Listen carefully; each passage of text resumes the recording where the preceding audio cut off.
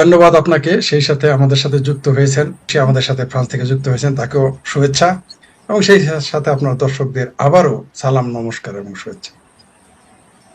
আপনি যেহেতু হরিদাস চন্দ্র তরণী দাস, এর গ্রেপ্তার না করলে কিছু হইতো না, অনেকে ভাববেন কিচ্ছু হবে না, দেখতে থাকেন। 48 ঘন্টা তো হয় নাই। আর দেখেন তারা যখন গ্রেপ্তার, সে কি বললো যে 10টা মার্ডার করলো, এরকম ভাবে সাংবাদিক পুলিশ আসে না, আমার এইভাবে ধরছে। পাবলিক ওই মাদ্রাসা ভাঙ্গা চুরা ধুলিস্যাৎ করে দিছে। আমার মনে হয় যে এইসব কথা যাতে না ছড়ায় বাংলাদেশে, এটা তো ভাইরাসের মতো, যার কারণে তরুণী বক্তব্য। বাংলাদেশে এখন সবচেয়ে বড় খবর এটা।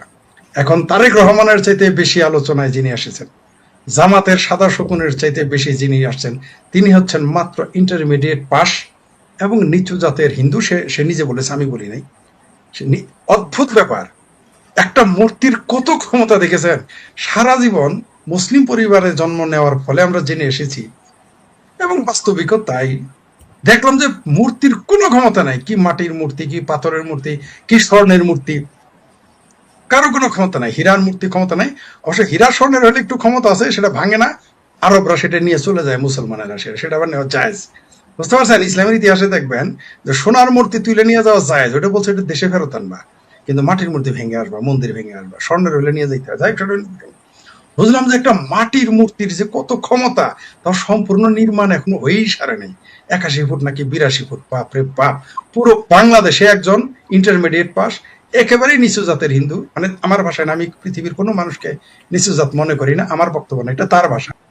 একটা নিচু জাতের হিন্দু সারা দুনিয়াতে সেইভাবে পরিচিতি পেয়ে গেল, আর এটা বাংলাদেশ সরকারের।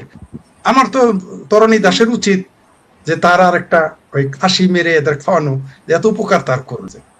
তো যাই হোক, এবার আসি যে তার গ্রেপ্তারটা কেন, এটা সরাসরি প্রতারণা। 2018 সালের মামলায় তাকে গ্রেপ্তার দেখানো হয়েছে। এর চাইতে আর হাস্যকর কি হইতে পারে?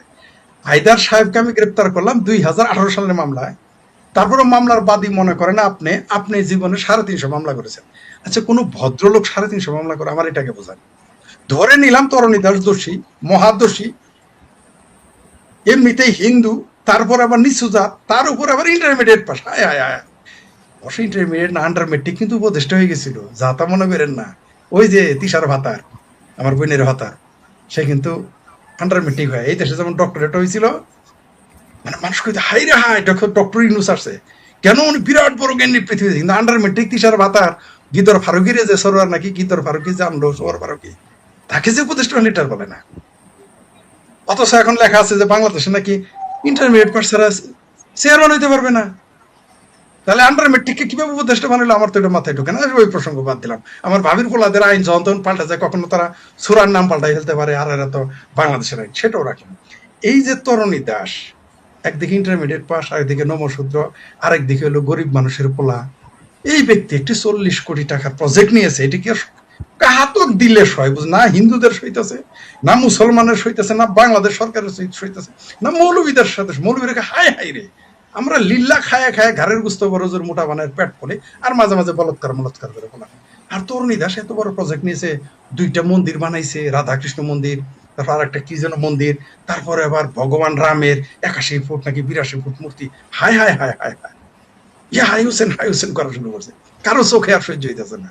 তারপর একটা হাসপাতাল বানাইছে, একটা বৃদ্ধাশ্রম বানাইছে, সহ্য হইতেছে না।